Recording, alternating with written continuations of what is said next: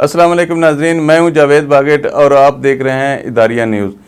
नाजरीन, आज का जो मेरा मौजू है वो state life employees cooperative housing society है, जिसमें करप्शन के हवाले से मैंने पिछले दिनों कुछ न्यूज़ भी हुकाम तक पहुंचाई थी कि उस सोसाइटी का जो जनरल सेक्रेटरी है वो क्या गुल खिला रहा है और किस तरह से मेंबरान के पैसों से वो अपनी ज़ाती एक्टिविटीज़ कर रहा है, किस तरह से वो ज़ाती ज़मीन ख़रीद रहा है दोस्तों के नाम पे और अपने करीबी अजीज़ों के नाम पे, ताकि वो ये ज़ाहिर कर सके कि उसने सोसाइटी से कुछ नहीं निकाला।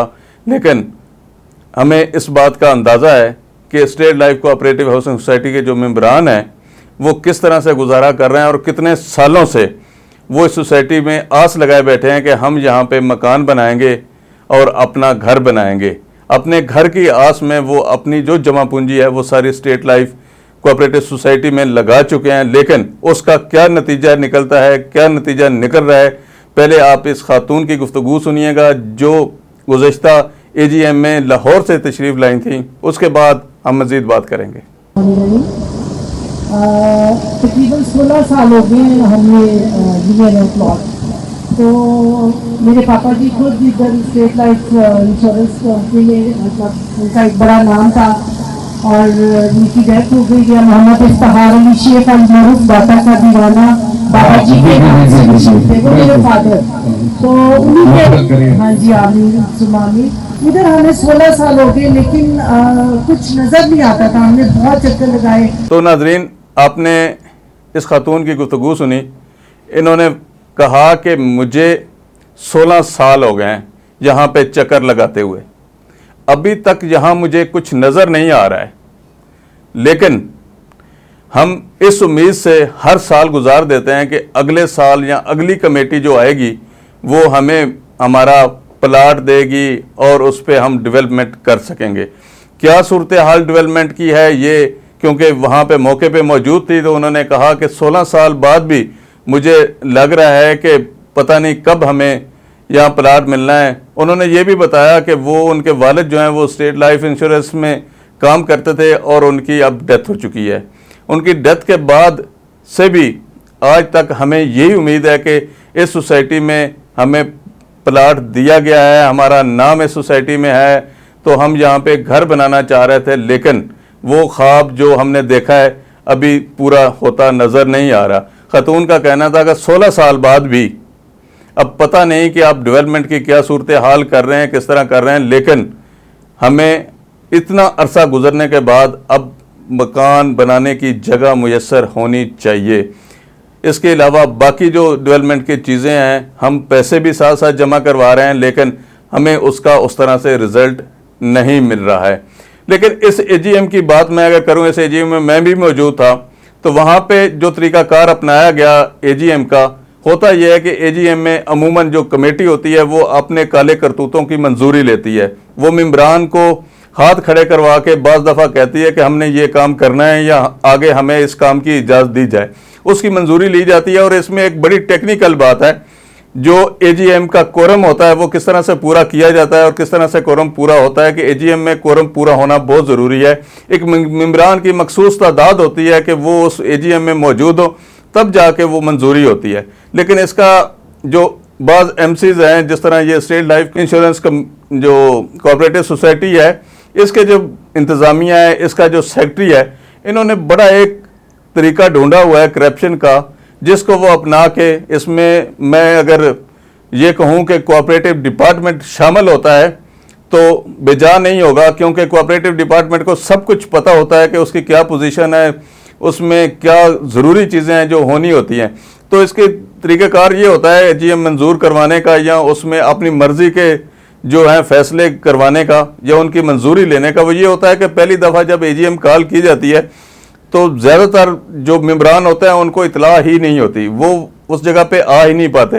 लिहाजा पहली AGM जो होती है वो बग़ैर मेंबरान के, थोड़े मेंबरान होते हैं, तो वो ख़त्म हो जाती है। जब ख़त्म होती है तो पता लगता है कोऑपरेटिव डिपार्टमेंट का इंस्पेक्टर या दीगर अफसरान मौजूद होते हैं, तो वो कहते हैं कि ये AGM तो मंजूर नहीं की जा सकती, इसके जो मीटिंग ऑफ मिनट्स हैं उनको, उनकी मंजूरी जो है वो मुमकिन नहीं है। तो लिहाजा दोबारा से एजीएम कॉल करनी पड़ेगी, तो वो एजीएम कैंसिल हो जाती है, दोबारा से एजीएम कॉल होती है। जो दोबारा एजीएम कॉल होनी होती है उसका तरीकाकार यह है कि उसमें मेंबरान की तादाद पूरी ना भी हो तब भी वो एजीएम कोऑपरेटिव डिपार्टमेंट मंजूर कर लेता है। वो कहते हैं कि ये कानून है कि पहली एजीएम में कोरम पूरा नहीं था, इस वजह से उसको कैंसिल कर दिया गया। अब जो एजीएम है उसमें कोरम पूरा ना भी हो तब भी उसकी मंजूरी ज़रूरी हो जाती है। इस तरह से इन्होंने स्टेट लाइफ के जो सेक्रेटरी हैं एहसन चौधरी, उसने यही तरीका अपनाया। पहली एजीएम कैंसिल हुई, दूसरी एजीएम पे उन लोगों को बुलाया जो उसके अपने थे। नाज़रीन, अगर आप उस एजीएम में मौजूद होते या उस एजीएम को देखते तो आपको हैरत होती कि उसमें मेंबरान कितने शामिल थे और बाकी लोग कितने शामिल थे। जो जिस चीज़ की वो मंजूरी ले रहे हैं, जिन चीज़ों की वो डेवलपमेंट की जो अखराजात उन्होंने किए हैं उनकी मंजूरी ले रहे हैं, वो लोग मंजूरी दे रहे हैं जो इस सोसाइटी के मेंबर ही नहीं है। आप अगली सीटों पे अगर उसकी वीडियो देखें या उनकी फुटेज देखें तो फ्रंट सीटों पे लोग बैठे हुए हैं वो इस सोसाइटी के मेंबर ही नहीं है। वो सिर्फ भर्ती के लिए वहाँ पे बुलाए गए थे ताकि हम लोगों को ये ज़ाहिर कर सके कि हमारे इतने मेंबर हैं या हम इतने लोग आए हुए हैं, उनकी मंजूरी है। लेकिन उनको ये नहीं पता कि ये चीज़ें जो होती हैं ये रिपोर्ट भी होती हैं। लेकिन मैं अफसोस से कहता हूँ, मुझे अफसोस से कहना पड़ रहा है कि जो हमारे मुतलका इदारे हैं वो इस पर क्यों खामोश हैं। FIA में एप्लीकेशन जाती है तो क्यों मैनेज हो जाती है। नैब बाज़ दफ़ा क्यों खामोशी इख्तियार कर लेते हैं कि एक एप्लीकेशन नैब में है तो उस पर FIA इन्वेस्टिगेशन नहीं कर सकता। अगर नैब कर रहा है तो FIA नहीं कर सकता, FIA कर रहा है तो नैब नहीं कर सकता। लेकिन चीज़ें दोनों एक ही होती हैं, लेकिन इनको किस तरह से मैनेज किया जाता है ये MC जो मैनेजिंग कमेटी होती है वो करती है। अब एहसन चौधरी के हवाले से मैंने अपनी ये खबर में इंकशाफ किया था कि इन्होंने मेंबरान सोसाइटीज़ की जमा पूंजी के साथ खिलवाड़ करते हुए, फ्रॉड करते हुए, धोखाधड़ी करते हुए, मुबीना करप्शन करते हुए इन्होंने अपने दोस्त और अपने भाई के नाम पे कुछ जगह खरीदी जहाँ पे ये पहले अपनी प्राइवेट सोसाइटी बनाने का कहते थे कि मैं यहाँ पे अलग से सोसाइटी बनाऊंगा, लेकिन उसको अभी तक फार्म हाउस की शक्ल में उसको रखा हुआ है और जिसकी मैं निशानदेही कर सकता हूँ क्योंकि मैं उस जगह भी गया हूँ जो इन्होंने ये ज़मीन खरीदी है और किस बंदे से खरीदी है।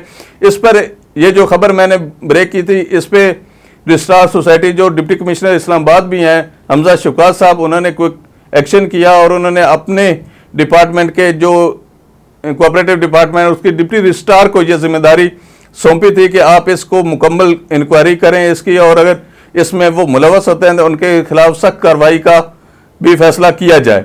हमें बड़ी इस पर खुशी हुई कि रजिस्ट्रार सोसाइटीज़ ने बड़ा अहम फैसला किया है, लेकिन अभी तक मुझे इस पर कोई पेशरफ नज़र नहीं आई कि डिप्टी जो रजिस्ट्रार सोसाइटीज़ हैं उन्होंने इस पर क्या कार्रवाई की है। मैंने एक दो दफ़ा उनसे रब्ता करने की कोशिश भी की है लेकिन उनसे रब्ता नहीं हो सका है। लेकिन लगता ये है कि ये सारी चीज़ें इसी तरह मैनेज हो जाती हैं। एहसन चौधरी जो कि इस सोसाइटी में सेक्रेटरी के तौर पे काम कर रहा है और वो ये समझता है कि ये माल जो है जितना पैसा आता है वो उसकी अपनी ज़ाती जायदाद है या ज़ाती जागीर है, जिस वजह से वो इसको अपने ज़ाती इस्तेमाल में लाता है। लेकिन नाजरीन एक बड़ी बात अहम है कि उस पैसे को कहाँ रखा जाता है, कहाँ किया जाता है। अगर आप सोसाइटीज़ के अकाउंट चेक करें तो उसमें ये लगता है कि इस सोसाइटी में तो कभी पैसे जमा नहीं हो, जो कैश आती है वो अलग से रखता है, ज़्यादातर उसको कैश की सूरत में अपने पास महफूज रखता है। जो सोसाइटी के बैंक अकाउंट हैं उनको इस्तेमाल नहीं करता, जो वाज़ेह बैंक अकाउंट है।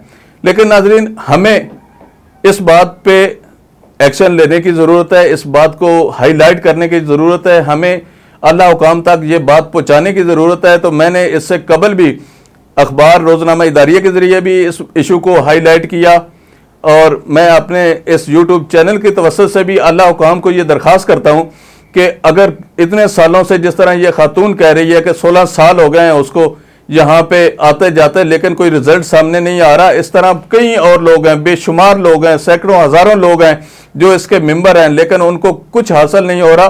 तो मेरी आला हुकाम से ख़ुसूसन इस डिपार्टमेंट के जो बाअसर अफसरान हैं उनसे ये गुजारिश होगी कि इस पे ज़रूर कार्रवाई की जाए और इसको देखा जाए, इसकी इंक्वायरी करके अगर हक़ैक़ इसी तरह है जिस तरह मैंने कहा है तो उस पर ज़रूर कार्रवाई की जाए। और बाकी जो इदारे हैं FIA है या नैब है वहाँ पे कुछ इश्यूज चल रहे हैं, उन पे भी भरपूर कार्रवाई की ज़रूरत है।